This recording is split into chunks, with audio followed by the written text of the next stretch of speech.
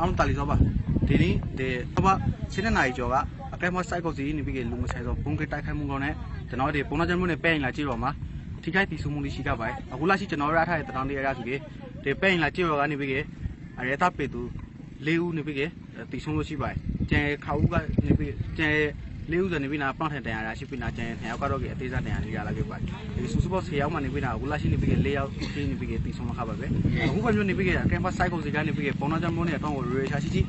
လီကောတိုက်ခိုက်မှုနဲ့နေပြီးနာတဲ့ဟို site တွေခေဆိုင်တရားတွေကလာနာကြီးပိုက်ခဲမှုတွေကောနေပြီးနာတရားပိုက်တော့မှနေပြီးနာတီးဆုံးဝဲလူနေပြီးကဒီ20ခါ20ခါ20ခနိုင်20ရှိုင်း20ကို30တရာနေထိခါတော့အတော့မှနေပြီးနာတီးဆုံးဝဲလူနာ